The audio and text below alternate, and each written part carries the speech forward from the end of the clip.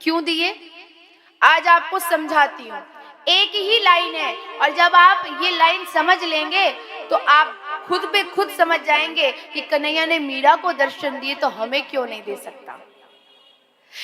मीराबाई क्या कहती थी कि मेरे तो गिरधर गोपाल दूसरो ना कोई।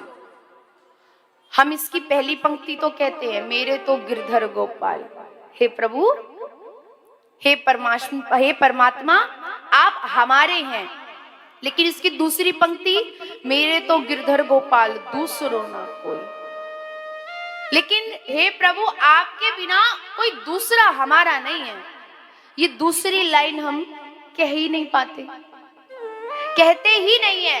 बोले हम तो भगवान को छोड़ के पता नहीं कितने रिश्तेदारों को अपना बना करके बैठे, ये भी मेरा वो भी मेरा, सब मेरे हैं लेकिन परमात्मा नहीं है हमारे।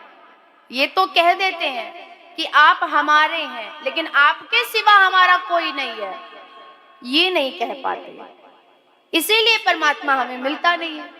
लेकिन मीराबाई ने तो कह दिया, मेरे तो गिरधर गोपाल दूसरो ना कोई, जाके माथे मोर मुकुट मेरो पति सोई।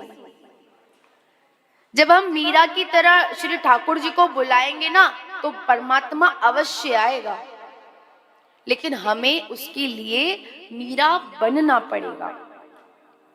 यदि आपको ये जानना है कि सूरदास के सामने श्री श्याम सुंदर कैसे खेले हैं, उस कथा को सुनना है तो आपको कुछ देर के लिए सूरदास बनना पड़ेगा।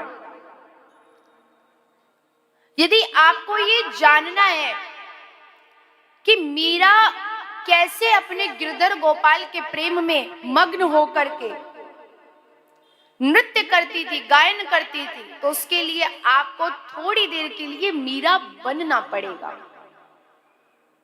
उसके लिए हमें प्रयास करना पड़ेगा। अब यहाँ पर